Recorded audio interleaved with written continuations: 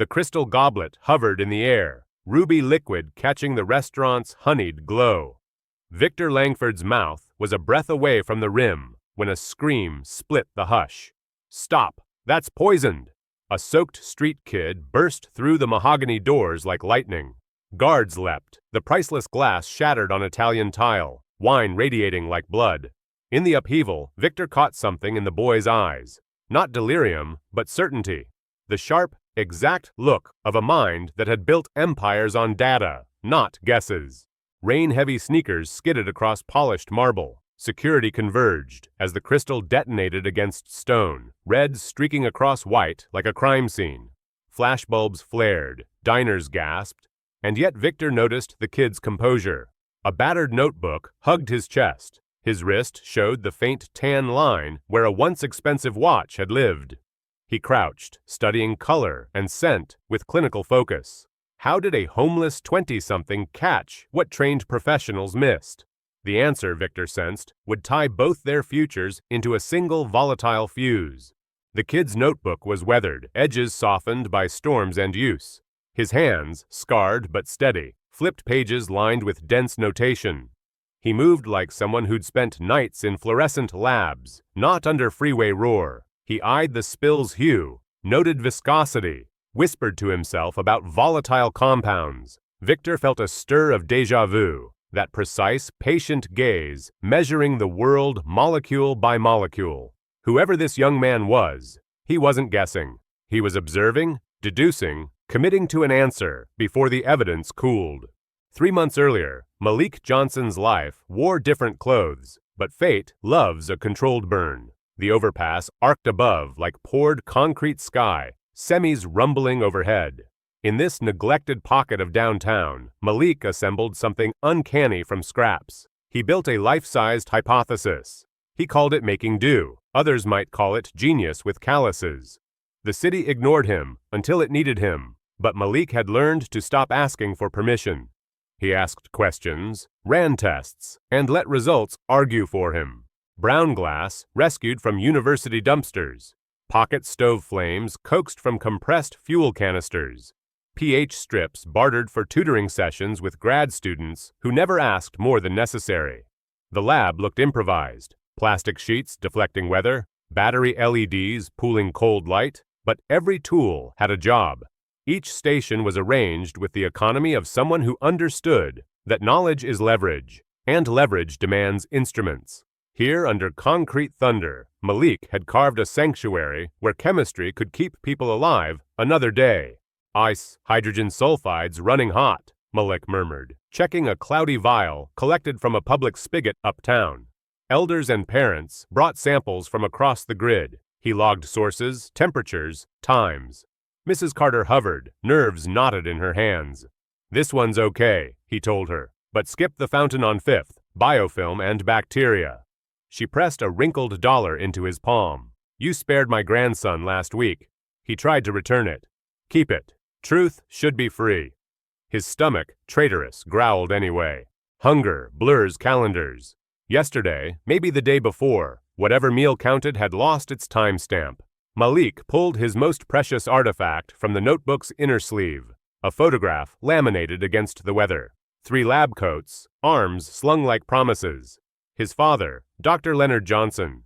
His mother, Dr. Elise Johnson. Between them, a younger Malik grinning beneath a junior chemist badge. "Dad always said knowledge is the one thing they can't steal," he whispered to the photo, the way some people whisper prayers, hoping molecules listen. The memory struck like it always did, clean and cruel. The midnight call. A lab explosion, they said. A gas leak, they said. His father, who taught him to hear harmonies in reaction mechanisms, collapsed into headlines about failures and violations. Then, the legal tinderbox. Insurance fights, endless forms, blame shuffled like a deck. His mother's world narrowed to pill schedules and therapy calendars. Savings dissolved. House gone. Cars repossessed. Malik's future pawned to finance mere survival. Grief became a background frequency, as steady as freeway noise. His hands shook less from November wind than from the caged animal anger that paced his ribs. 3 years since he'd been Malik Johnson, scholarship kid with a golden ticket to MIT. Now he blended into brick and shadow, counting coins for calories. But surrender wasn't coded in him. Mornings, he scavenged university cast-offs before dawn. Broken glassware could be cleaned, cracked clamps shimmed, expired reagents cataloged for secondary reactions. Most students looked away. A few slipped textbooks, like quiet endorsements passing under locked doors. Your methodology is unexpected, Professor Kim had said last month, weighing Malik's handwritten water survey. Have you thought about formal enrollment? The question stung, sweet and bitter. Malik nodded, pocketing the praise without revealing that an MIT acceptance letter slept in his notebook, inked, before the floor caved in. He kept it near the photo, a relic of a forked timeline. Ambition on hold isn't ambition dead. Winter crept closer, glazing mornings with frost and turning concrete to an ice pack beneath his thin sleeping bag. Some folks drifted south when the cold came. Malik stayed tethered. His mother was 2 bus transfers away, counting on his visits when he could scrape fare. And he was circling a theory dangerous enough to heat him from the inside out. The official report didn't add. Gas concentrations mismatched equipment specs. Safety protocols supposedly skipped. Protocols his father treated like oxygen made no sense. And then the research logs vanished after the blast, sown to the wind. Accident? The numbers argued murderer with stubborn clarity. Someday, with resources and a credentialed signature line, he'd dig properly. Until then, he survived like a disciplined experiment. One test, one kindness, one solved problem at a time. Dr. Johnson hadn't raised a complainer. He'd raised a scientist, and scientists don't stop because it's dark. Scholarship deadlines loomed next month. Malik drafted essays under street lamps, a story told without pleading. Grades were dusty, knowledge was current. Grad students promised letters about the lab under the bridge. Maybe gatekeepers would see past the grit. Maybe. First, he needed warmth, calories, and quiet enough to polish sentences until they gleamed. He didn't know destiny had already circled a date on the calendar. That Tuesday would flip his trajectory like a coin. The storm that night hammered the skyline, turning November breath to knives. Malik tucked under a bookstore's shallow awning, watching rivers sluice off awnings along the restaurant strip. He didn't belong here. This district was for people whose names sat on embossed cardstock. Every doorway was locked or watched. Through rain-streaked glass, he clocked a man dining alone near a corner banquette. Silver hair. Presence that bent the room without raising a voice. Even from outside, Malik read the tension in the man's posture, the steel in his jaw while he argued into his phone. Victor Langford, though Malik didn't know it yet, pressed the device closer, fingers whitening against linen. "Try your hostile play," Victor said, words faint through glass. "I'll torch the company before I let you monetize Leonard's research." Leonard, the name stung. The call snapped off. Victor sagged a fraction, 66 years, settling across his shoulders like plated armor. A waiter approached. Malik had studied people long enough to read microtells like footnotes. This server moved wrong, too staged, too cautious. Hands trembled around a bottle that didn't match the seller's cadence. No dust bloom, room temp glass. The label angled to obscure the vintage. Everything about it whispered counterfeit. Then the HVAC hiccuped, wind shouldering scent through vents. Something bitter, almond lean, ghosted across Malik's trained senses. Potassium cyanide. His father had taught him that smell, rare, genetic, faint, during a Saturday lesson over hooded glass. "Your nose notices what instruments sometimes miss," Leonard had said, "but if you smell bitter almonds where they don't belong, treat time like an enemy." The waiter reached Victor's table, pouring with theatrical flourish. Victor nodded, attention still lashed to corporate trench warfare. Malik's pulse went arrhythmic. Maybe it was degreaser from the kitchen, maybe paranoia, maybe pattern making out of rain and fear, but the algebra screamed danger. Victor lifted the glass. Time dilated. Every lesson hardened into imperative. Scent concentration, server anxiety, color skew just a hair left of normal, the meniscus wrong. Someone was about to murder a man while the city applauded the plating. Getting involved risked exposure, questions, a paper trail he couldn't afford. But responsibility is an element, not an opinion. If you can stop harm, you do. His father's mantra rang like lab glass. Malik moved. He sprinted, shoes skidding, choosing trouble over silence, duty over safety. He hit the door at full tilt, stormwater turning tile to ice. The maitre d' lifted a hand. "Sir, you can't." Malik didn't break. Victor's glass had already tipped. The server edged back, satisfied. "Stop!" Malik's shout cleaved the dining room's soft loud like an alarm bell. "It's poison." Conversations died mid-syllable. The goblet halted inches from Victor's mouth. Red trembled against crystal. For one shared heartbeat, the building held breath. Then reality shattered. The part everyone remembers, security flooding in, radios hissing, an evening curdling to chaos. The thunderhead outside cracked open, drumming the windows, while the dining room convulsed. Radios barked. Diners stood, scraping chairs, craning phones. 2 guards closed on Malik like precision tools. But Victor raised a palm, voice cutting through the clamor. "Hold!" Something in the kid's tone, clean, clinical, had pinned him. The maitre d' sputtered about decorum and trespass. Malik, drenched, breathing hard, never broke eye line with the trembling goblet. "Please," he said, steadier now. "Don't taste it. We can test. We can know." The lead guard hesitated, hung between policy and command. Victor's instincts, honed in boardrooms and clean rooms, tilted toward evidence. "We verify," he said, setting the glass down gingerly.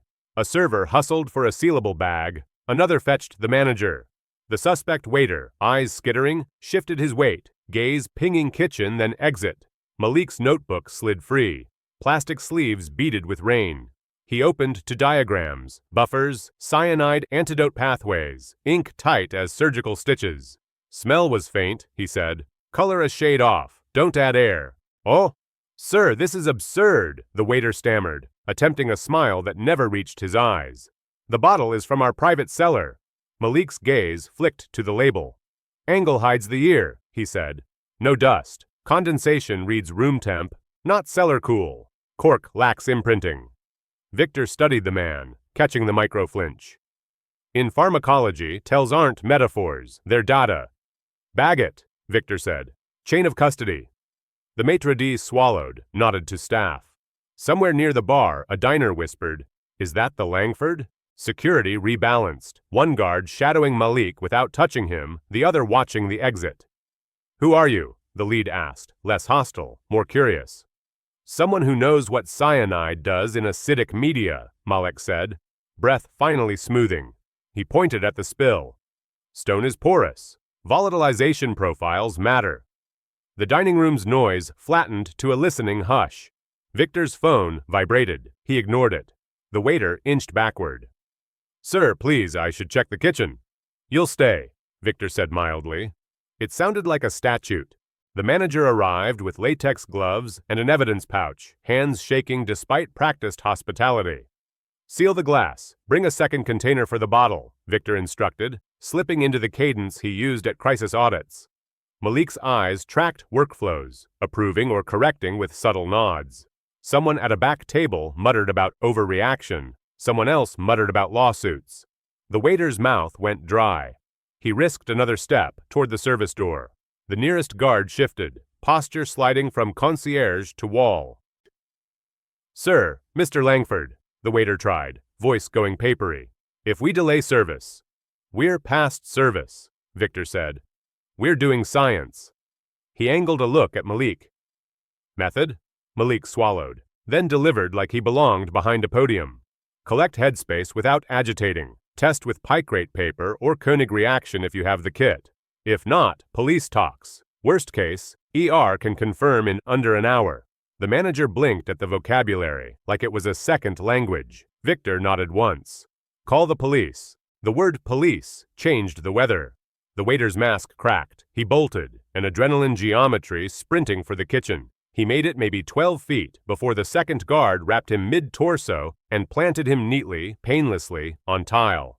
Cutlery clattered. A woman yelped. The guard murmured something about lawyers and breathing. The waiter cursed, wriggled, stilled. Malik felt his own knees soften in aftershock. He clutched the notebook harder, grounding himself in paper and ink, in lines his father once traced with patient hands.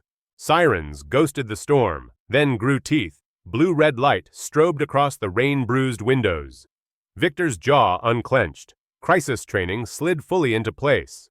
He offered Malik a chair. The kid declined on instinct, then sank, because biology doesn't care about pride. Name? Victor asked, softer. Malik, he said, voice roughened. Malik Johnson. The guards exchanged a look, recognition flickering at the surname and the scientist seated before them.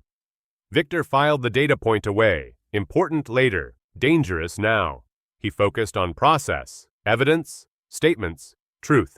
Uniforms wound through linen and silver, like floodwater through reeds. A detective in a dark suit, badge-clipped, eyes sharp, took the scene in one long, practiced scan. Detective Alejandra Alvarez, she said, voice even. Who's calling it poison? Heads tilted toward Malik. He stood, took a careful breath, and explained. Scent, temperature, label trickery, meniscus and hue. The waiter's autonomic tells. No theatrics, just sequence. Alvarez listened without interrupting, then gestured to a tech. Bag and tag. Field test for cyanide. Then we decide the next hour. The tech worked briskly. Swabs, vials, a portable spectro kit that wasn't ideal but beat superstition. Malik narrated suggestions, never touching the chain, only mapping risk. Alvarez kept glancing between him and Victor, assembling a mosaic, drenched kid with a scholar's cadence, titan of pharma playing second chair. The waiter, Caleb Morse, per ID, sat cuffed, sweat stippling his temple despite the AC. I want a lawyer, he muttered. You'll want several, Alvarez said dryly. The portable kit strip shifted color. The tech looked up, jaw set. Prelim positive for cyanide, the tech said. The room inhaled. Cameras, because there are always cameras, caught wide-eyed diners, gloved hands, the tiny chemistry of consequence. Alvarez's tone didn't change. We'll confirm at the lab. She turned to Victor. Mr. Langford, you okay? He nodded once. Thanks to him, he said, tipping his chin toward Malik. The compliment landed and slid off. Malik stared at the table grain, rain still threading from his jacket hem. Relief felt indistinguishable from exhaustion when you'd been braced for disaster too long. A uniform read, Morse his rights. The man's composure thinned into wine. It wasn't supposed to. He bit it off, eyes darting. Alvarez's eyebrow arced. Finish sentences carefully, she said. They get heavy. She directed a tech to the kitchen, asked for bottle provenance, cellar logs, staff rosters. Malik rubbed his scalp, breath hitching in delayed tremors. Victor crouched to eye level. You okay, son? Malik's laugh was a scratch of flint. Define okay. Victor smiled without mirth. Alive, for starters. Temporarily, Malik said, then softened. Thanks. The manager, pale and sweating, handed over inventory printouts that would later tell their own story. No such bottle logged, delivery records off by a case. A backdoor camera mysteriously down for maintenance. Alvarez tucked the stack beneath her arm like a thin shield. Mr. Morse, she said, you didn't act alone. Silence answered, huge and childish. She pivoted to Malik. You smelled it outside? HVAC's crossflow carried it into the vestibule, he said. Flux would be higher by the table. Alvarez nodded, impressed, despite herself. Oh, walk me through your background, she said, tone neutral. Malik's gaze clouded, private weather. Self-study since I had to stop school, he said carefully. My father taught me early. Alvarez didn't push. Trauma has fingerprints she knew by heart. Fine, we'll get your statement. You want water? Food? Malik shook his head, then hesitated. Maybe water. Victor snapped fingers toward a server, tempered by a sorry smile. Please. A glass appeared, condensation purling. Malik took small measured sips, like an experiment that could explode if rushed. The story began bleeding across socials before the first cruiser left the block. Homeless youth halts poisoning at Maison Bernadotte. Clickbait layered over real peril. Alvarez ignored the digital storm and made her own. Who told you to do it, Caleb? She asked, voice quiet enough to feel like privacy. Morse's eyes went slick. I don't know his name. Try again, Alvarez said. Because a judge will ask. Morse's throat bobbed. 50 grand, he whispered. Said it had to look natural. Said Mr. Langford wouldn't see mourning. Victor's face didn't change much. Decades of IPOs and indictments had trained him well, but a filament inside him snapped. Who? He asked. No flourish. Morse swallowed. A man named... He cut off as Alvarez's partner approached, with a clear bag containing a prepaid phone, likely the thread that would lead to a spider. We'll trace it, Alvarez said. She looked at Victor. Do you have enemies? He exhaled. Competitors, litigants, men who think medicine is a ledger. He didn't say the name forming like frost in his chest. Statements unfurled, signatures scribbled, evidence catalogued. Malik's notebook lay open beside him. Pages a topography of reactions, buffers, tap water maps. A reporter tried to breach. Alvarez's glare sent him back behind the rope line. Victor watched Malik fidget with the laminated photo. Note the way his fingers softened at the edges of it. This wasn't a kid angling for brand deals. This was someone who'd learned to trust paper when people failed. Victor felt an old ache. Mentorship, thwarted by time, stir where he kept it safest.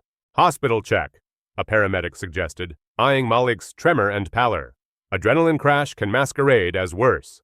I'm fine, Malik lied. The medic's look said liar with kindness. Victor intervened. Humor us. Malik capitulated a centimeter. Vitals then. Cuff. Pulse ox. A penlight dance. He's riding the edge of hypoglycemia, the medic said. And he's soaked. Warm him. Feed him. Victor signaled again. A server nodded toward the kitchen. Bread and broth move quicker than bureaucracy. Alvarez returned, eyes brighter. The field kit's consistent. We're sending full tox. She turned to Malik. You named cyanide on scent. Not many can. He shrugged, the motion small. Genetics. Training. Alvarez studied him. From who? Malik's gaze slid to the photo. My father, Dr. Leonard Johnson. Victor's breath stalled. Leonard. Said like a bell rung in a sealed room. Memories swarmed. Late-night whiteboard sessions. Stubborn elegance in data. A laugh like tempered glass. Leonard taught you? Victor asked, voice softened by the unexpected past tense. Malik nodded, throat working. Before. He didn't finish. Alvarez didn't make him. The waiter's confession, once coaxed into daylight, grew bones. The man who'd recruited him had called from blocked numbers, paid in cash through a drop, pressured with gambling debt, and the threat of broken fingers. The instructions were theatrical. Special bottle, staged presentation, confidence all the way down. Alvarez collected details like beads. Anything distinct about his voice? Polished, Morse said. Smiled with words. Knew about wine. Victor didn't need adjectives. He needed a name, the one haunting his threats folder like a vulture. Graham Whitaker. Alvarez's radio crackled. Patrol had secured a back alley camera from a neighboring boutique. The restaurant system had indeed been accidentally offline. Pull it, she ordered. A minute later, a grainy clip showed a courier slipping in a bag near service trash, then ghosting away under an umbrella. The timestamp sang proximity to the poisoning. Chain him to the delivery, Alvarez told her tech. Victor felt the math assemble. Courier, bribed waiter, doctored bottle, public theater. Whitaker always loved optics. He also loved stealing what he couldn't invent. The storm eased to sullen drizzle. Alvarez holstered her pen and squared to Malik. You did a dangerous, good thing, she said. We'll need you for follow-up. Malik nodded, already retreating into the quiet posture of someone who expects to be dismissed. Victor refused the dismissal. I owe you my life, he said, not performative. Let me compensate. Malik's hand lifted, a stop sign threaded with pride. No, people help people. That isn't a transaction. The line hit Victor like clean alcohol on a wound. Pain, clarity, truth. He'd spent 40 years translating gratitude into wire transfers, friendly contracts, endowed chairs. Almost no one said no. Malik did. That refusal revealed an architecture of character Victor recognized and missed. He glanced at the notebook again and recognized something else. The notation's cadence. the way conclusions nested, the refusal to round inconvenient decimals, Leonard's imprint. "At least let me feed you," Victor said, "and get a doctor to look you over." Malik's stomach betrayed him with a low, dangerous growl. The medic chuckled. "That's consent." The kitchen rallied, sending out a bowl of consommé, a plate of buttered rice, bread still breathing heat. Malik ate carefully, a scientist titrating sugar back into blood. Victor took the stool beside him, asking questions that weren't traps. The answers sketched a life in negative space. Bridge lab, water maps, barter classes, a mother at a clinic 2 bus rides away. "Where'd you study?" Victor asked gently.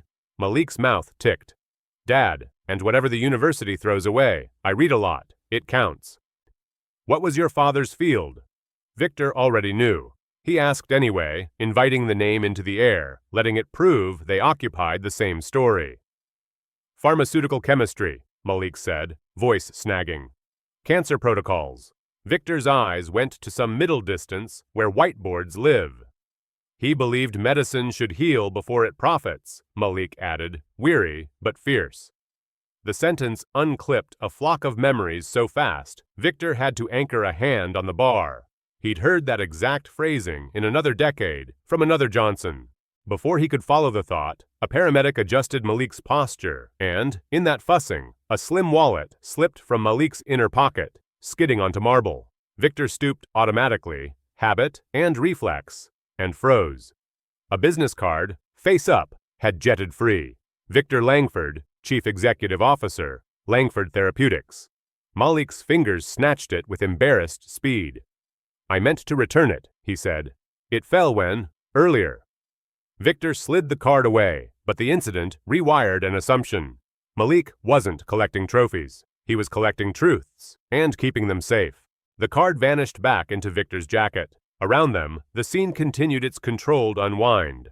Bags sealed, tables wiped, diners released to late-night retellings. Alvarez compared notes with her tech, eyes bright on the hunt. Victor studied Malik. Not the spectacle, but the person who chose danger over disappearance, because knowledge carries moral mass. He'd spent years hiring for resume gloss and missing the rare signal, integrity welded to rigor. "You saved me," he said, simple. Malik shrugged like gravity. "You were in the blast radius. Someone had to move. The lab courier arrived for a rush chain to Tox. Alvarez took their info and turned to Victor and Malik. "You're both done here for now," she said. "We'll follow with statements, possible lineup, definitely more questions." She slid a card to Malik. "My direct line." He pocketed it with the care he'd give to a reagent. A reporter tried again. Victor's head of security, Bennett, wordlessly stepped between lenses and Malik's face. The kid didn't crave attention. He craved certainty. Victor understood. He craved that too.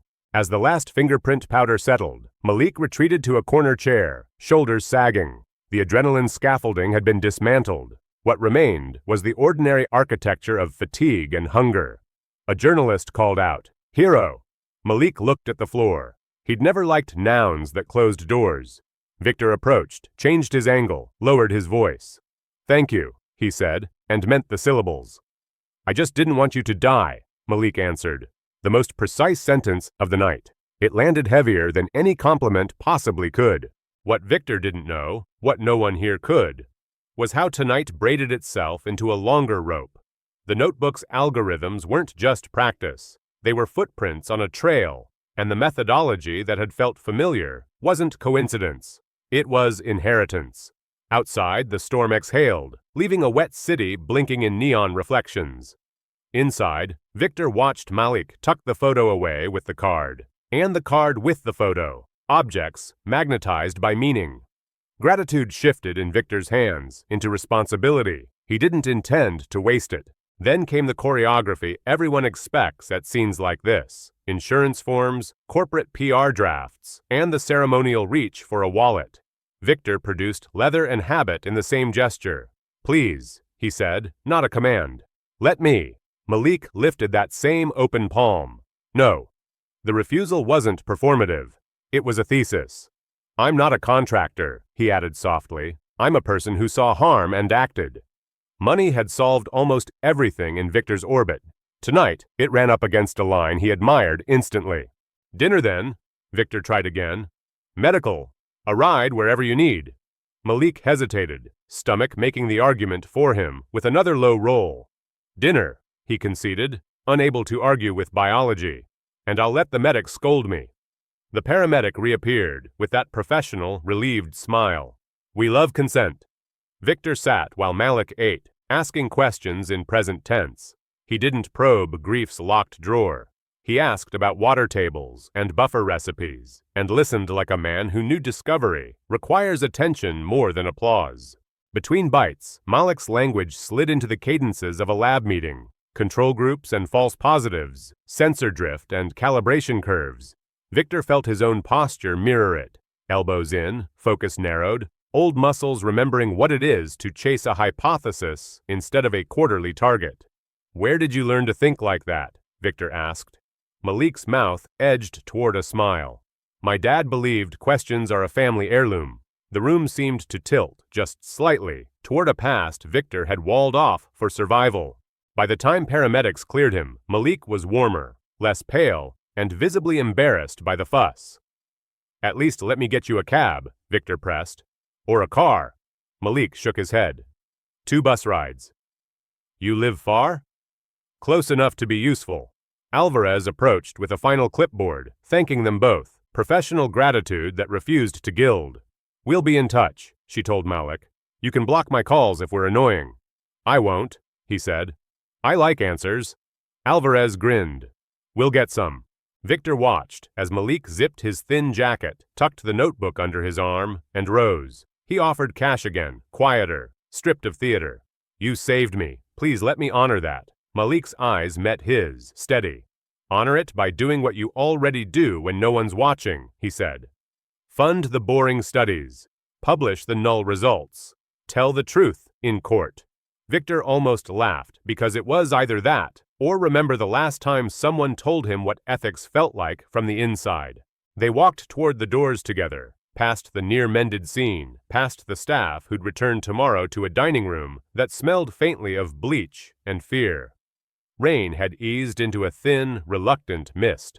Malik hovered at the threshold, as if crossing it would return him to another gravity. Thank you for listening, he said. Victor took the gratitude like a directive. I'm not done, he said. Malik's mouth quirked. Me neither. He stepped into the drizzle, shoulders lifting to meet it, vanishing brick by brick. Victor stood framed by warmth and light, feeling the night air claw his lungs clean. He didn't feel victorious. He felt warned. 3 details snagged like hooks. First, the kid's chemistry wasn't hobby deep.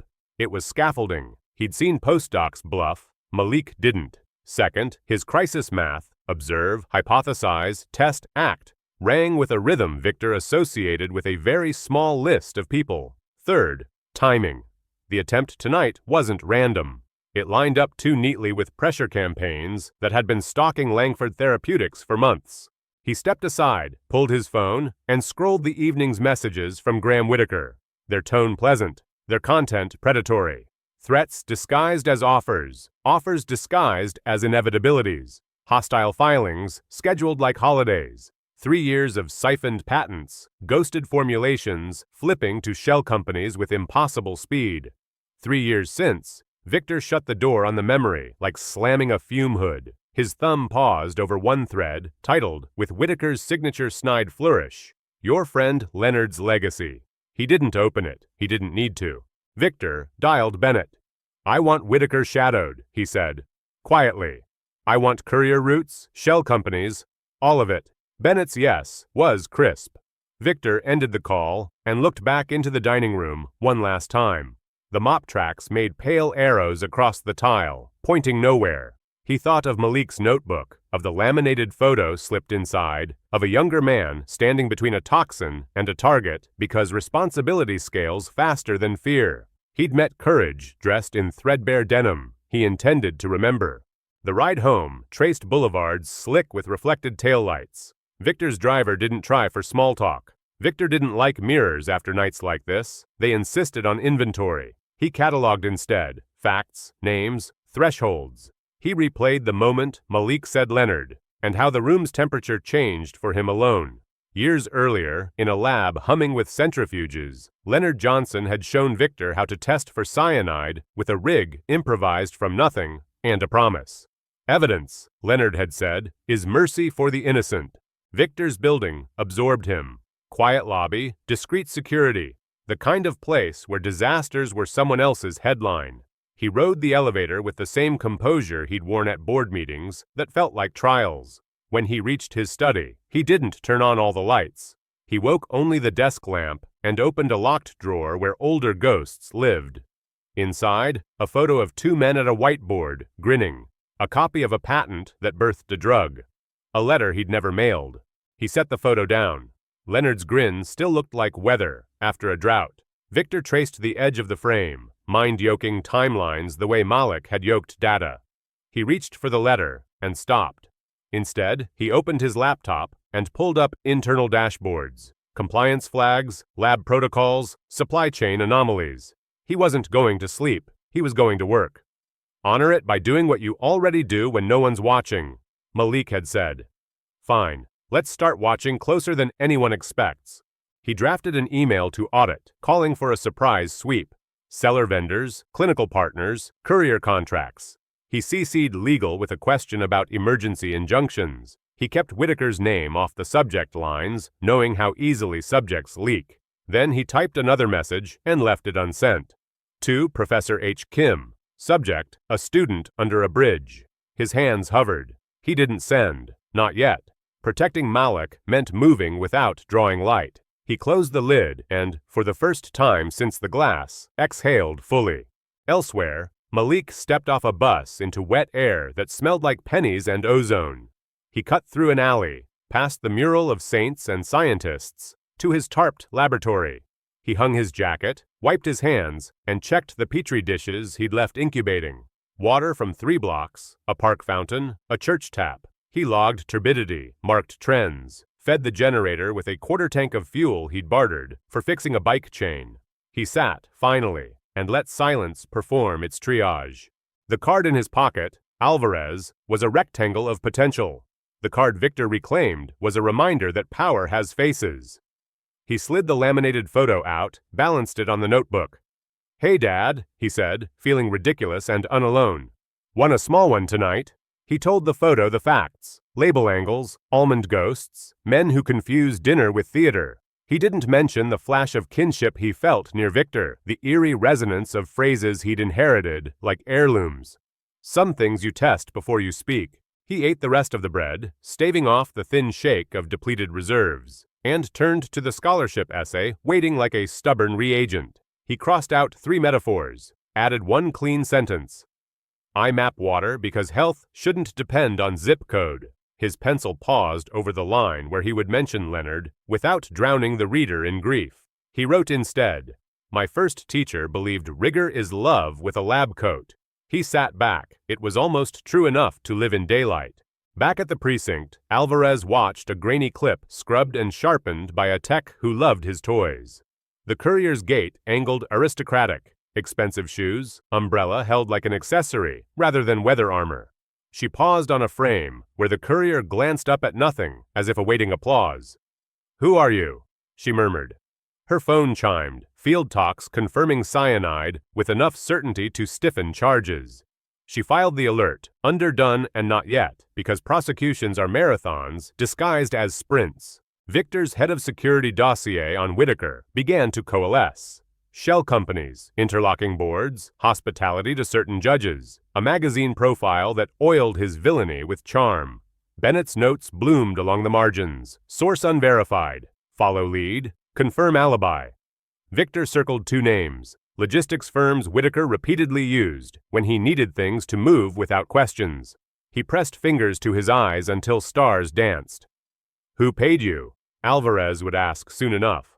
Victor had his answer, but he preferred evidence to instinct. That too he'd learned from Leonard. Morning would do what it always does. Arrive without asking whether you're ready. Victor's phone lay face down beside the letter he hadn't sent to Professor Kim. He drafted 1 more note, unsent, addressed to himself. Find Malik Johnson again. Not to reward, to understand. Under a bridge, Malik clicked off the LED strips one by one, letting darkness reclaim the lab in squares. He rolled into his sleeping bag, listening to the freeway's tidal thrum. Tomorrow he'd test, write, visit his mother, and keep his promise to keep asking. Victor's apartment carved a quiet out of the city's machinery. He stood at the window, watching drizzle turn to fog. Somewhere in the middle distance, he could almost hear Leonard's lecture cadence, the way he made danger sound like a solvable puzzle. He thumbed open Whitaker's latest message and finally read it.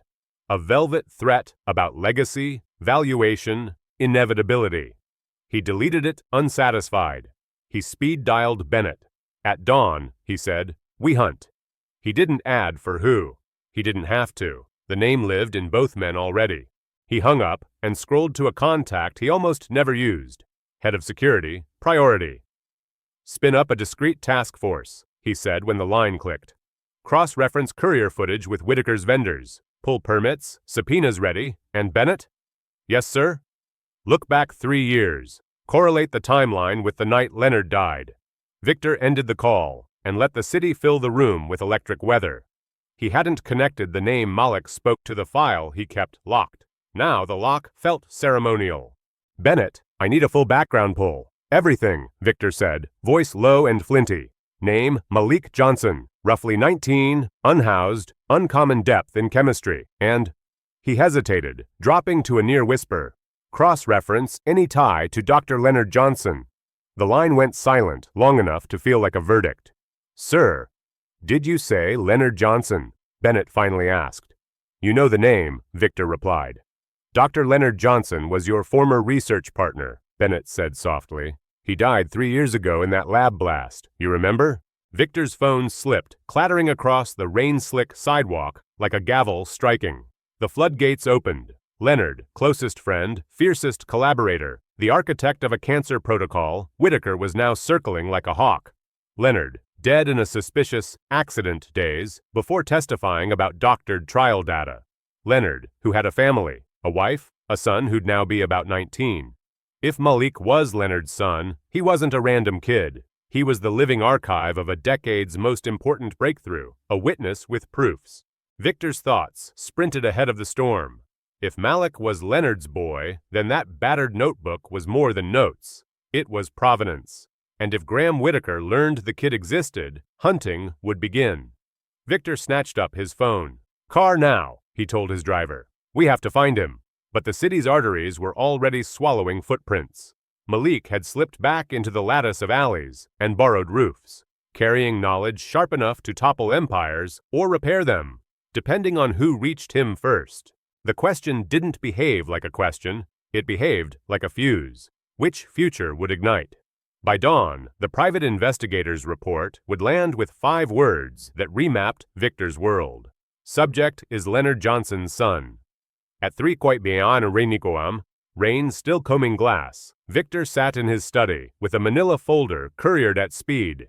His hands shook, even though he already knew. Knowledge and seeing are different animals. He broke the seal anyway, prepared for the bite of paper-cut truth and unarguable timelines.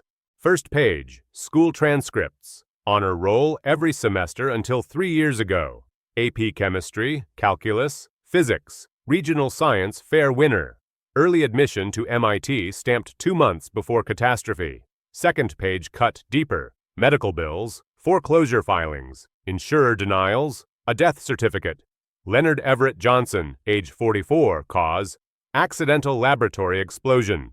Victor's vision frayed at the edges. He heard again the midnight call. Leonard worrying about falsified datasets, promising to loop in regulators, 3 days before the blast erased witness and testimony alike in one plume. Leonard had phoned at midnight, voice steady and furious. The trial data didn't square. Someone had massaged outcomes. He wanted FDA eyes on the raw figures. 3 days later, a gas leak turned a lab into a mausoleum. Then the scaffolding of a family collapsed. Sarah's world narrowed to diagnoses and invoices. Their son left school to keep her afloat. Victor scanned the dossier like penance, collecting facts that felt like knives. He'd called it accident for 3 years because grief prefers euphemism. The next pages carried more gravity than ink should. Hospital admissions for Dr. Sarah Johnson, severe depression and anxiety, stacked like bricks, receipts for medications, notes from social workers about guardianship. The line that said Malik withdrew to provide care, dated weeks after the funeral. Victor swallowed hard, tasting metal. He'd been continents away, insulating his heart with board meetings and shareholder letters, while a child learned despair's chemistry. Responsibility, he realized, isn't a feeling, it's a ledger. His balance sheet showed a deficit he hated. The final section detonated the room. Monthly transfers, $4,847 to Riverside Behavioral Health, covering Sarah's full treatment cost for 36 months, routed through the Langford Foundation. The charity Victor created to support families of scientists lost in the line of discovery had been paying every bill. Malik had never known. Victor sat very still while shame mapped his ribs. He'd asked after the family years ago and been told they moved in with relatives. He approved anonymous assistance, convinced he'd done enough. He'd been catastrophically wrong. Victor's phone buzzed again. Bennett. Found additional material. You'll want eyes on this now. Another courier, another folder, heavier, like it knew it carried consequence.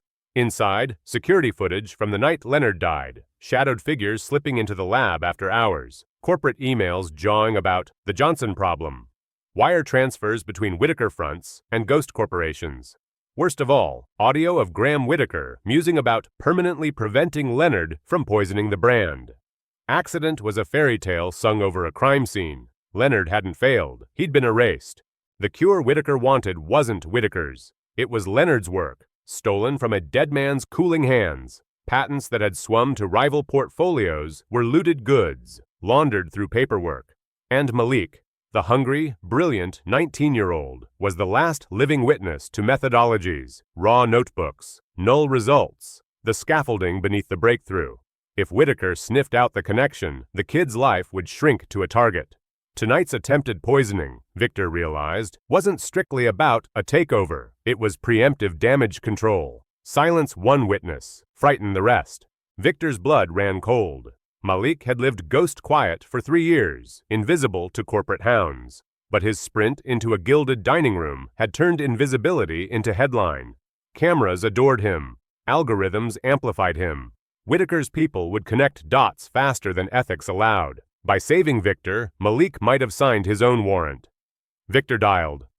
Bennett, I want a protective detail now. Find him, move him somewhere safe. Full counter-surveillance. If Whitaker's crew reaches that boy before we do, I'll consider us derelict. Understood? Understood, Bennett said.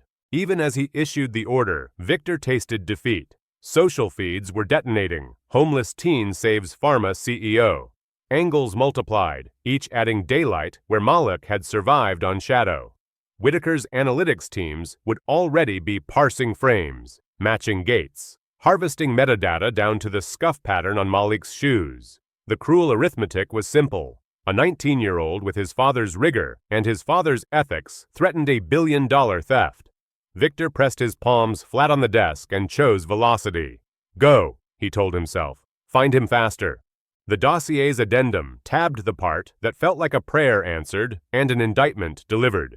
Malik's notebook, photographed during evidence intake, contained fragments of Leonard's old protocols, cross-referenced with water assays, field notes, buffer recipes. Provenance hid in the margins. Leonard's teaching voice visible in the architecture of Malik's handwriting. The missing piece wasn't missing. It had sheltered under a bridge. Victor pictured the kid cup-handing soup between calibrations, protecting pages the way other people protect heirlooms. What looked like poverty was discipline in armor. What came next had to be precise. If Victor moved like a CEO, Whitaker would counter as a predator. If he moved like a scientist, Whitaker might underestimate time's knife edge. He needed both personas. The man who could marshal resources with a text, and the man who could whisper to a frightened 19-year-old in a library. He texted Bennett again. Check transit cams, shelters, libraries opening at dawn. Malik wouldn't hide in the obvious. He'd thread himself into routine. He'll be where the knowledge is, Victor murmured. The city turned gray at the edges, rain easing into mist. Bennett's update hit like a clean lab result. Target located at Central Library, 6:07 a.m. Science stacks. Victor's heart lifted and clenched in the same beat. Of course. While assassins combed alleys, a scientist went where the journals live. Victor grabbed his coat and the folder, and left the elevator before it fully opened. "Hold Whitaker at arm's length," he told Bennett. "I need 90 minutes. Keep him deaf and blind if you can." "Copy," Bennett said. Victor found Malik in the chemistry section, fortress of textbooks stacked by priority, notes sorted like a chromatography column. Even exhausted, wearing yesterday's storm as a second skin, the kid's workspace radiated the kind of order that happens when survival marries rigor. "Malik," Victor said softly, careful not to startle prey wired for flight. The young man looked up, and Victor watched recognition form. First the man, then the implication. "You're in danger," Victor whispered. "The man who tried to kill me will pivot to you next." Malik closed his book with deliberate calm, aligning its spine like a measurement. "Because I saw too much," he said, "and because of who my father was." Victor sat, lowering his voice. "Your father was Dr. Leonard Johnson, my partner, my closest friend. He didn't die in an accident."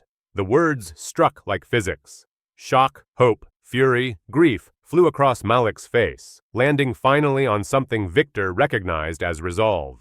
"You knew him." "I did," Victor said. "I worked with him. I failed him. And I failed you." For 20 minutes, Victor laid out the chain, manipulated data, Leonard's planned testimony, a suspicious explosion, patent thefts moving like money through shells, and the anonymous payments covering Sarah's care, made through Victor's foundation, believing the family was safe, never knowing a teenager slept under concrete sky. "Your mother is receiving the best care," Victor finished. "She's safe. She's been asking for you." Malik's hands trembled. "She's okay?" "Better," Victor said. "Stabilized. The doctors say she's ready for supervised visits." Something in Malik's chest finally unlatched. Tears he'd quarantined since the blast found their jurisdiction. He scrubbed them away, embarrassed, then let them fall anyway because chemistry respects pressure differentials. Victor wasn't finished. "Malik, I want to offer you something that sounds impossible and is merely overdue," he said. "A full ride to MIT, tuition, housing, living stipend. A research post at Langford Therapeutics working on your father's protocol, your mother's care, fully covered for life, and more. I want a partnership to finish what Leonard started, the work Whitaker tried to bury." Malik stared, as if trying to decide whether the man in front of him was dangerous or a lifeline. His voice, when it came, threaded quietly through the stacks. "Why me? You don't know me." "I know enough," Victor said. "You saved my life with knowledge your father taught you. You refused cash you needed because conscience outranked hunger. You've protected his notebook like scripture. And I know Leonard. He raised you to ask the hardest questions." Victor slid over an old photo. Leonard, Sarah, Victor, grinning. My father never mentioned you," Malik said, eyes drinking the image. "He was protecting you," Victor answered. "He knew the research drew predators. He kept family and lab in different orbits. It didn't save him. But it kept you off Whitaker's radar, until last night." Malik looked up, jaw set. "If I say yes? Then you stop being prey, and start being plaintiff," Victor said. "Whitaker will hunt harder, but this time you'll have federal protection, counsel, and me doing what I should have done 3 years ago. Stand up." Silence stretched, a lab timer no one had set ticking in both their chests. "Leonard's therapy," Malik asked. "If we finish it, how many lives?" Victor answered carefully. "Conservative modeling, hundreds of thousands in the first decade, likely more." "And my mom?" "The best care money and decency can provide." Malik closed his eyes, and Victor could almost feel the balance beam. Safety versus purpose, shadow versus truth. He opened them changed, his father's seriousness in his gaze. "With knowledge comes responsibility," he said. "I'll do it." "Or not for money," Malik continued, voice gaining steel. "And not for a headline, because the world deserves what my father died trying to deliver." Hope bloomed in Victor, like something he hadn't allowed in years. They would finish Leonard's work and make the thieves answer. The race against Whitaker didn't stop because they'd chosen a direction. It accelerated. "We move now," Victor said. "Quietly. Bennett has a team outside." Malik nodded. He slid the notebook into his pack, the photo into his wallet, and stood. The library's fluorescent hum felt suddenly conspiratorial. Outside, a black sedan idled like a promise. Bennett, a tall, middle-aged man with the posture of a retired linebacker, met them at the doors. "We've got a clean route," he said. "Countertail looks empty, but feeds suggest Whitaker's crawlers are awake." Malik scanned faces out of reflex, reading posture, hand position, eyes. "He'll send pros," Victor said. "But pros underestimate curiosity. Yours kept you alive." Malik half smiled. "Curiosity and luck." "We'll trade luck for layers of security," Bennett grunted. They slid into the car. Bennett outlined the plan. Safe house with rotating vehicles, decoys, burner phones, a legal team already sketching protective filings.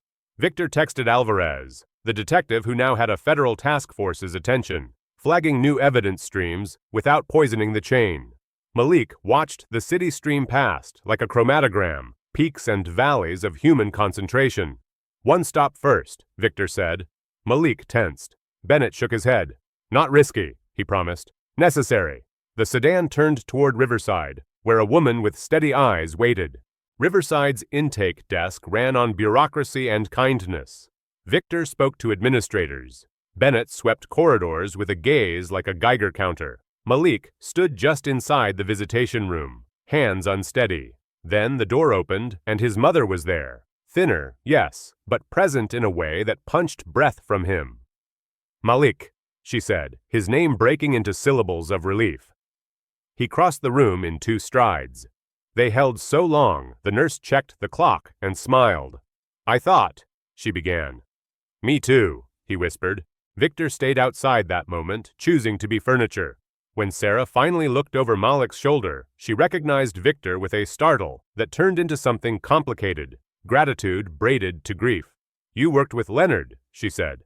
"Yes," Victor replied, voice careful. "And I failed you both. I'm sorry." She studied him like data. "Fixing it will be better than apologizing," she said gently. "We intend to," Victor promised. Malik wiped his eyes, and with a small, disbelieving smile, said, "Mom, they want to finish Dad's work." Sarah's gaze sharpened. "Safer this time," she said. "With lawyers who like sunlight." Victor nodded. "And with you, when you're ready." Her mouth twitched in a scientist's smile. "Give me 2 months and a whiteboard." They laughed, a sound that belonged in another decade. And then security realities pressed in. Bennett tapped his watch. "We need to move." Malik squeezed his mother's hands. "I'll be back soon," he said. "With guards and flowers." She squeezed back. "Bring data," she replied. It landed exactly where both men lived. For the next 6 hours, movement replaced narrative. Safe house, legal strategy, encrypted drives, sworn statements for Alvarez's team. Victor's crisis unit built a scaffolding around Malik's life. New phone, cover story, code names silly enough to remember. Bennett plotted Whitaker's known assets across the city like an infection map. "He buys logistics," Bennett said. "Couriers, storage, trucking. That's where he hides the switches." Victor forwarded that to Alvarez, who answered with one word, "Noted." It meant subpoenas. It also meant a countdown had started.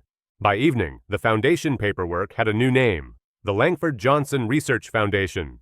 Its charter was simple enough to survive courts, complete Leonard's protocol, publish results, price to access. A press team drafted a statement with no theatrics, facts like stones. Victor scheduled a quiet campus meeting with Professor Hannah Kim, the same scholar who'd once praised Malik's water quality maps on a sidewalk. The ask, admit a 19-year-old with graduate-level instincts, and cloak him long enough for the world's loudest parts to exhaust themselves. Professor Kim read the packet like oxygen, then looked at Malik over her glasses. "You built a lab under an overpass," she said. "We can provide better ventilation." Malik's mouth twitched. "And fewer raccoons," he added. She laughed once, then sobered. "You're stepping into a storm. We'll make sure you have a roof, a cohort, and boring meetings to complain about." Boring sounded like paradise. Victor signed documents. Kim countersigned. The machine that turns promise into platform word awake, not flashy, but unstoppable. A week bled into a month, and the work consumed fear the way a proper project does. Malik learned new machines by listening to their hum. He slept in a real bed that felt like cheating and woke to coffee that tasted like permission. Sarah progressed, smiling more and flinching less. Alvarez's task force raided a logistics hub. Courts stamped warrants with a speed unusual in white-collar cases.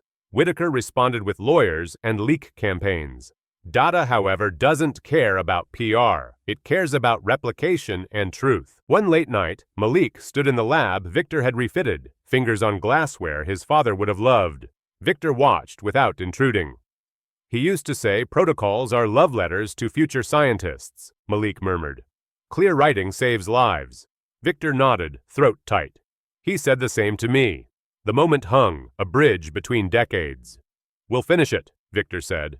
Then we'll name the boring parts after him. The world ignores the boring parts. That's where ethics live. Malik smiled.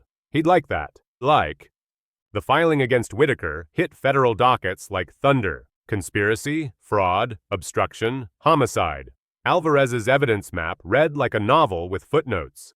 Security footage, courier manifests, bank trails, recovered drafts of forged reports, and, most damning, audio of Whitaker instructing an intermediary to put Johnson in the ground, if necessary.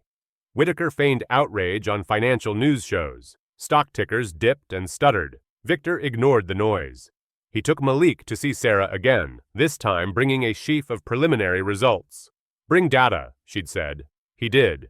2 months later, Sarah walked into a conference room and claimed a whiteboard like a returned monarch. She read the team's latest pass, then circled, crossed, reordered. Leonard always worried about this off-target cascade, she said. So do I.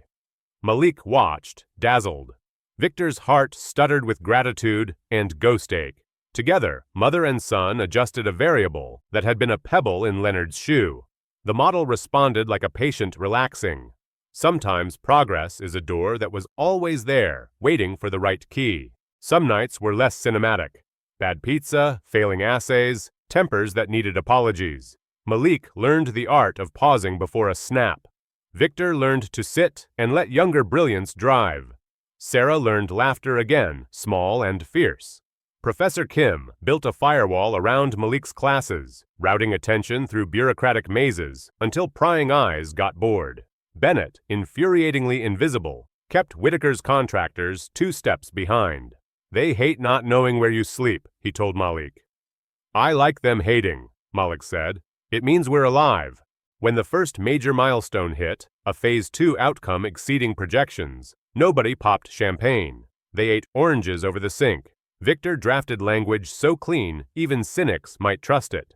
We will publish raw and processed data simultaneously. The Foundation's statement read, we will price at cost plus transparent margin. We will not litigate patience. Reporters expected polish. They got policy. The market frowned. Patients waited. Labs read the supplement and nodded. It felt like scientists talking to scientists, not executives talking to advertising. The Department of Justice pressed charges. Whitaker's inner circle began to flip. One courier turned state's witness, describing the night of the restaurant plot with clinical detail that made Victor sweat in an air-conditioned room. A judge denied bail. Whitaker's scowl hit every business section in the world. Victor didn't gloat. He called Sarah instead. We're closer, he said. Closer isn't finished, she replied, practical as ever. Back to work. They went back, because the best revenge is not prison. It's patients who live long enough to garden. Conservative estimate, Malik asked again 6 months later, eyes on a data set that glowed like sunrise. We were too conservative, Victor answered, half laughing, half crying. The protocol's refinement, Sarah's hand, Malik's audacity, Leonard's bones, had pushed efficacy into a range that if Phase 3 held, would redraw oncology. They scheduled the trial with sober joy. In parallel, they architected manufacturing that didn't treat scarcity as a branding strategy. We are not making a luxury item, Victor said in a memo. We are making breathing room. Phase the third wasn't a montage. It was a gauntlet, boring forms, unexpected supply hiccups, human variables. But the numbers kept refusing to be sad. When the interim analysis cleared every bar, Sarah stood at a lectern and made an announcement that understatement could barely hold. 91% response rate, she said. My husband's protocol, strengthened by our son's innovations, is the most significant advance since mid-century chemotherapies. The room erupted, but the real noise happened later in hallways where strangers hugged and didn't explain. The photograph that traveled fastest wasn't the conference stage. It was quieter. Malik, 19, standing beside Sarah on an MIT dais as the institute awarded Leonard a posthumous degree in humanitarian science. Malik wore his father's lab coat, recut to fit. Sarah pinned an MIT research badge on his chest, same badge Leonard once wore. The caption that landed best came from a student newspaper. A family returns to the lab. The Langford Johnson Foundation opened 2 new wings. A third existed mostly as a dream with blueprints. Hawthorne, Whitaker, fell in weeks, the legal equivalent of a controlled demolition. Indictments numbered like pages. 17 executives faced federal charges. The patents laundered through shells were repatriated to the Johnson estate, placed in a trust with governance rules so strict even future Victor couldn't bully them. Media tried to make Victor a savior. He kept pointing at Sarah's whiteboard and Malik's bench. It's infrastructure, he said. I'm just pouring concrete. Alvarez, asked for comment, said, the evidence carried its own weight. It sounded like justice behaving properly. Real victory lives outside headlines. In oncology wards, people scheduled for goodbye parties canceled them. Children went home with backpacks instead of discharge binders. Grandparents learned the names of new grandchildren.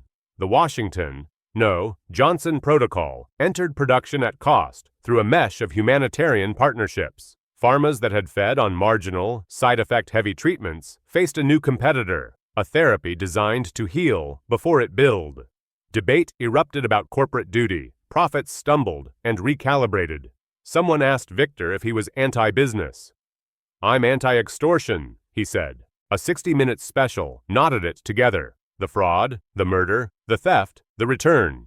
Medical journals ran retrospectives on accidents that looked different under fresh light. Congress held hearings that didn't bore.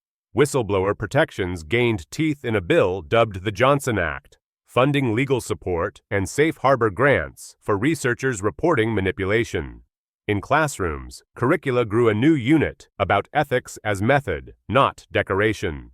The Foundation's scholarship arm launched at velocity. Not just money, but housing, mentors, healthcare, and the promise of belonging. 49 candidates this cycle, Professor Kim, now program director, reported. We found 20 living on couches, 9 in cars, 3 under bridges. 1, Mason Carter, 16, had built radios from salvage in a tunnel.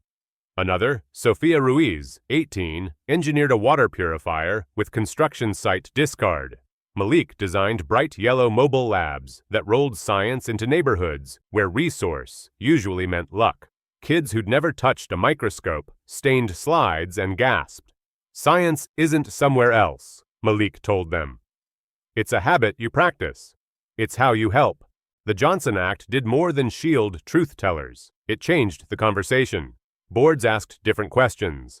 Trial registries opened more windows. A culture that once treated dissent like treason started treating it like quality control. The documentary, The Notebook, A Scientist's Legacy, took 3 Emmys and unlocked dinner table talks about ownership and mercy. None of that bought back time, but it bought direction. The Foundation's inbox filled with stories of small heroism, bus drivers spotting chemical spills, baristas noticing tampered labels, neighbors choosing intervention over indifference. The impact that mattered most wasn't trending.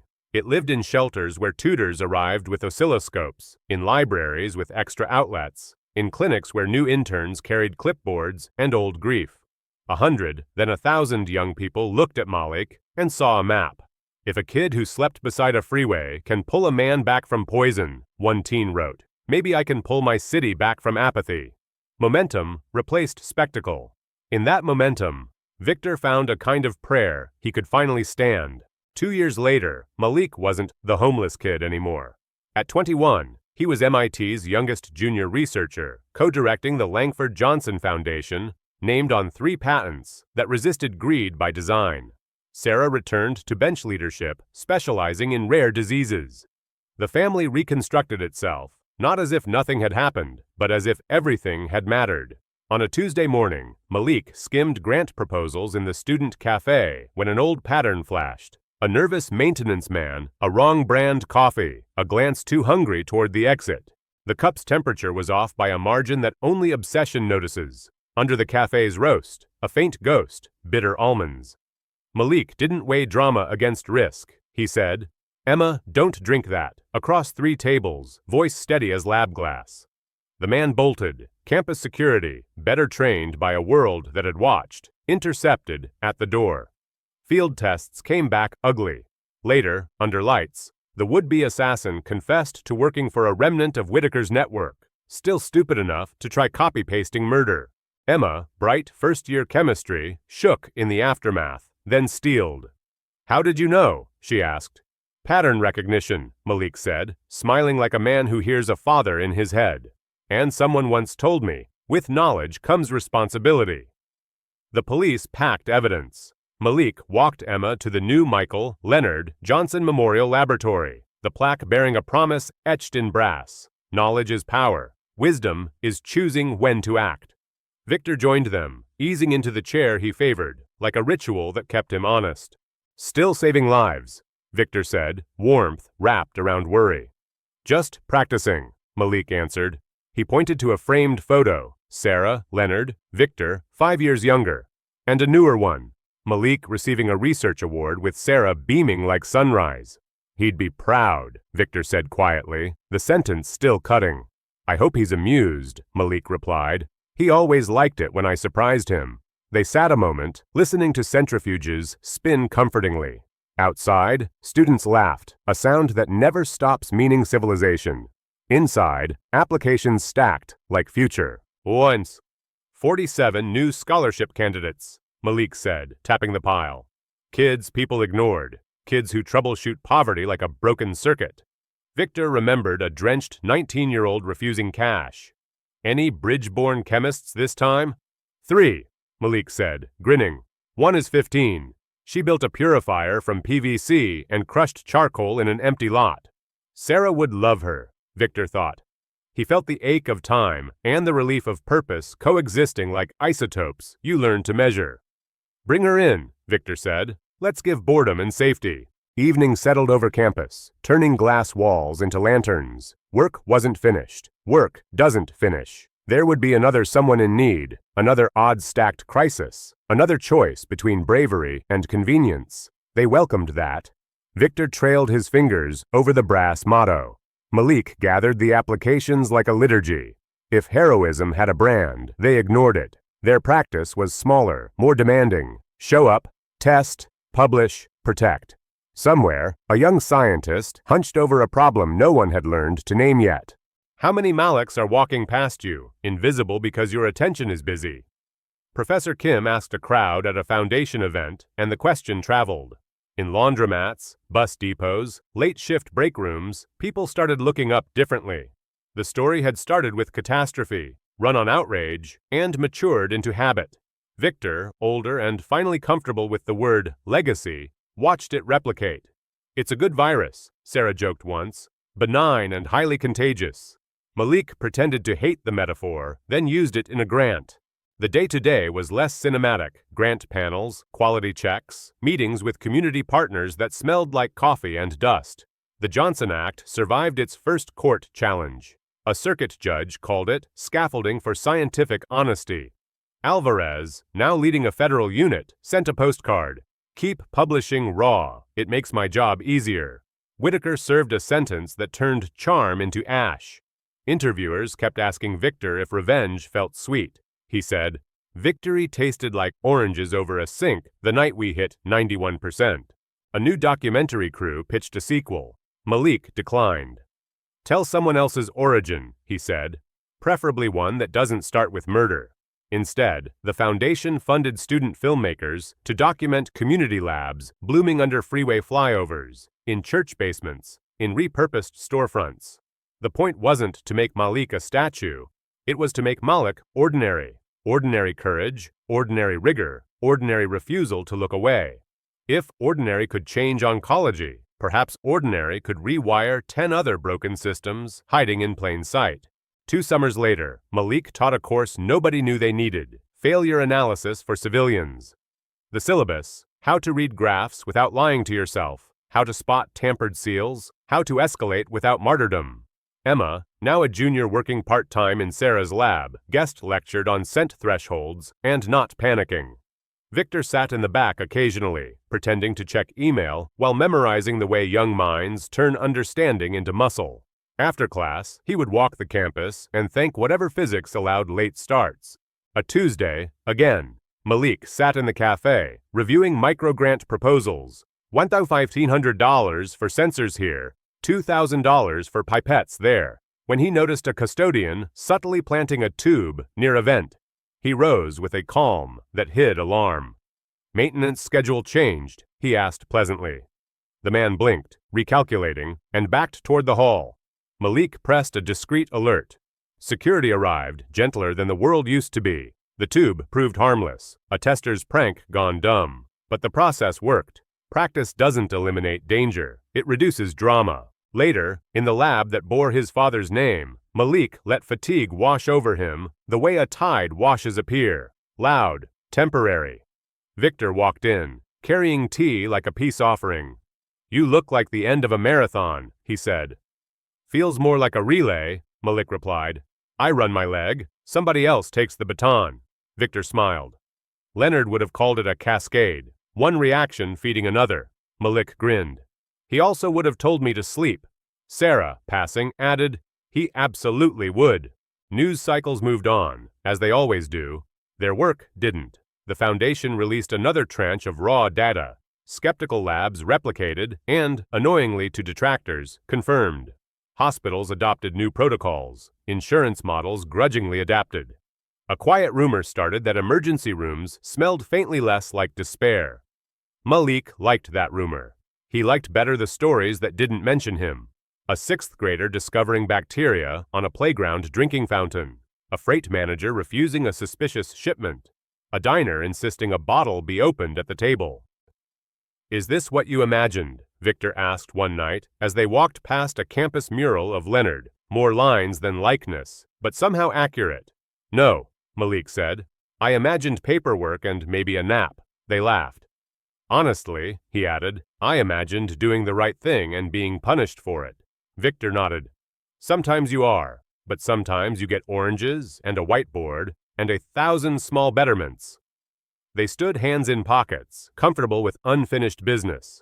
The mural's paint glowed streetlight gold and looked like hope. Emma stopped by with a stack of scholarship essays. "You want the impossible pile?" she asked Malik. "Always," he said. "Impossible just means nobody's explained it yet." Victor read over shoulders, catching phrases that felt like echoes. Water tables, caregiver math, bus schedules, improvisation as method. "We should add more mentors," he said. "People who understand both survival and spectroscopy." Malik pointed to a list. "Already recruiting." Sarah peeked in, eyeing the room with the wary pride of someone who knows joy and risk cohabitate. "Still tallying wins?" Victor asked later, half teasing. Malik shook his head. "I'm tallying processes. Wins follow." He gestured toward the entrance plaque. "Knowledge is power. Wisdom is choosing when to act." Victor touched the brass. "You know, when we hung that, I worried it was performative." Malik snorted. "You hung it at eye level for a reason. It ambushes people." They watched a freshman pause to read it, mouth the words, and nod like an oath. Sometimes you change the world with typography and timing. A donor asked Victor why the foundation insisted on at-cost pricing. "Because we're not building scarcity theater," he said. "We're building access." The donor blinked, unused to bluntness paired with spreadsheets. Later, Victor found Malik labeling sample racks with a neatness that would have pleased Leonard. "You think we can keep this culture?" Victor asked. Malik capped a pen. "Only if we keep teaching it. Culture decays unless maintained." Sarah overheard and added, "and measured." They laughed. She meant it. They would build a dashboard for decency. Night settled. and with it, the familiar hum of machines, doing what they were designed to do. Victor and Malik reviewed an ops plan for rolling the mobile labs into 3 new cities. "We'll need local partners who know which doors won't open and which ones need a different knock," Malik said. "We'll send alumni," Victor replied. "Kids who remember sleeping in their shoes. They'll know the knock. It felt like an algorithm you feed, and it feeds you back. Compassion, competence, repeat until the graph bends." "Any word from Alvarez?" Malik asked, booting a file. "She sent a photo of a closed case box and a cupcake," Victor said. "I think that's federal for celebration." Malik laughed, warmth loosening the day's knots. "Tell her thanks for keeping the lights honest." Victor nodded. He still didn't like the word hero. He did like crew. Crew implied shared load, rotating roles, mutual rescue. Crew meant nobody gets left in the alley because the plan didn't include contingency for kids under bridges with microscopes. They locked the lab and stepped into a corridor smelling faintly of ethanol and institutional carpet. "There'll be another crisis," Victor said. "Not grim, just mathematical." "Good," Malik answered. "We'll need a fresh test of our systems." He grinned sideways. "Also, we learn best under pressure." Victor groaned. "Don't quote Leonard at me." "I'd never," Malik said, quoting perfectly. Their footsteps echoed companionably. Outside, the city carried on. Sirens, laughter, frying onions, ordinary symphony.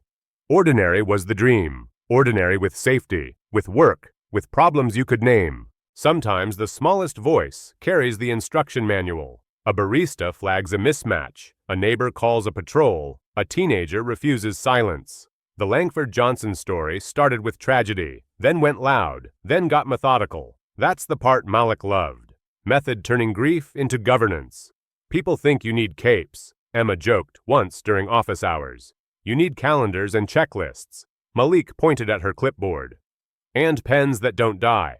They both laughed, then returned to reviewing mini-grants that would make 10 very specific miracles possible. Here's the part that matters most. You don't need a PhD to keep someone breathing. You don't need wealth or a title. You need attention married to action. You need the courage to be inconvenient. Wisdom doesn't care about resumes. It cares about choices. Victor learned that from a 19-year-old who refused cash. Malik learned it from a father who insisted science is love with a hypothesis. Sarah learned it by surviving. They would keep teaching it until the lesson didn't feel like news anymore. So ask yourself, when did you last listen to someone the world sorted into background noise? When did you push pause on your certainty and borrow theirs? When did you risk looking foolish to keep someone else from getting hurt? Tell someone that story. Make them braver. If this reminded you the smallest skill can be a lifeline, hold on to that feeling. Share it, mentor someone, fund a kit, vote for oversight. The next Leonard, the next Malik, is already taking notes in your neighborhood. And if you needed a nudge, here it is, pay attention. That man about to pour, that label turned just so, that scent that doesn't belong. Be the person who says, stop. You don't have to be first author on a paper to write a better ending. You just have to show up when it counts. Somewhere out there, another young scientist is soldering hope out of scrap and stubbornness.